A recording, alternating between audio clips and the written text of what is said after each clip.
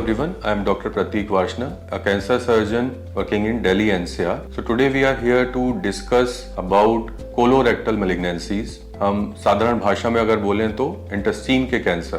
Colorectal malignancies को समझने के लिए बहुत जरूरी है कि हम इन दो वर्ड को अलग अलग समझें। कोलन का मतलब है हमारी लार्ज इंटेस्टाइन और रेक्टम का मतलब है हमारे इंटेस्टाइन का सबसे आखिरी हिस्सा, इसको हम रेक्टम बोलते हैं। ये मैलिग्नेंसी धीरे धीरे इंडिया में इसका इंसिडेंस काफ़ी बढ़ रहा है।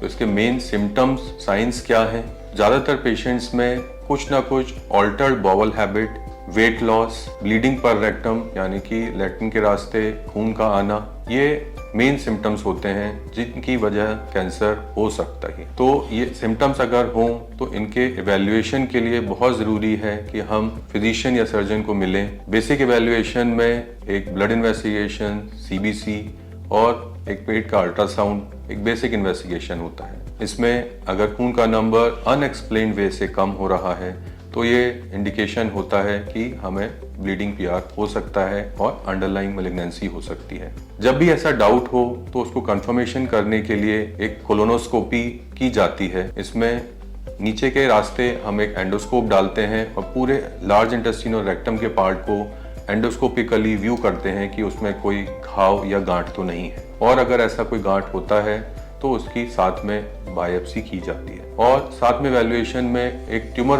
मार्कर्स की वैल्यू ब्लड में टेस्ट की जाती है जिसका नाम है CEA। इस सब इवैल्यूएशन पे आफ्टर कंफर्मेशन एक स्टेज आता है कि हमारे कोलोरेक्टल मैलिग्नेंसी का क्या स्टेज है और उसके अकॉर्डिंगली ही हमारा सर्जरी प्लान होता है। ये अच्छी बात है कि इस प्रकार के कैंसर्स जनरली स्टेज 2 या 3 में पकड़ आ जाते हैं और इनको हम फैलने से पहले ही ठीक कर पाते हैं।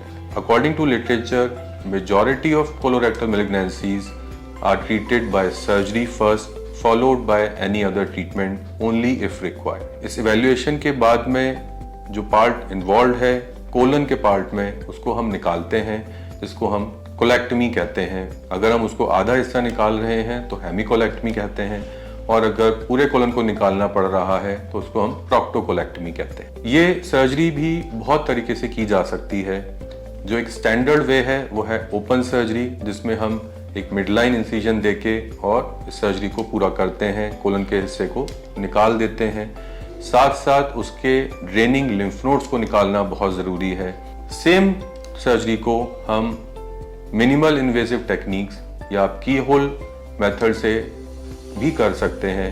ये एक लेप्रोस्कोपिक सर्जरी कहलाती है। और डेवलपमेंट में हम आगे आए तो अब ये सर्जरी सेम हम रोबोटिक वे से कर पाते हैं।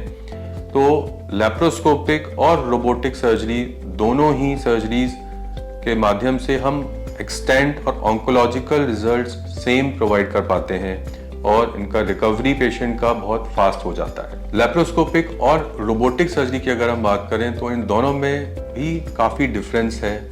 जब ये सर्जरी हम रोबोटिक इंस्ट्रूमेंट से करते हैं तो हमें फाइनर मूवमेंट्स हम कर पाते हैं। हमारा व्यू रोबोट की मदद से बहुत मैग्नीफाइड व्यू होता है और जिसकी वजह से ब्लीडिंग बहुत कम होती है, पेन बहुत कम होता है और हमारे पेशेंट्स की रिकवरी बहुत फास्ट हो जाती है। This surgery needs to be done, has to be decided by the patient and the surgeon. After the surgery जब हम इस हिस्से को निकाल के टेस्ट के लिए भेजते हैं तो उसके रिपोर्ट के अकॉर्डिंगली आगे का ट्रीटमेंट प्लान किया जाता है, be it in the form of chemotherapy और टारगेटेड थेरेपी।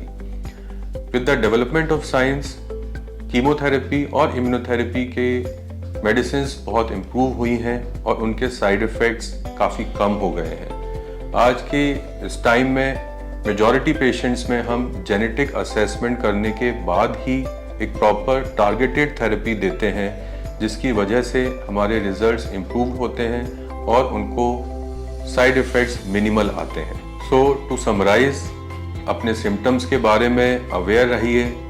ऐसा कोई सिम्टम होता है जो इंडिकेट करे कोलोरेक्टल मैलिग्नेंसीज की तरफ तो अपने फिजिशियन या डॉक्टर को मिलिए, एवेल्युएट कराइए और प्रॉपर ट्रीटमेंट कराइए।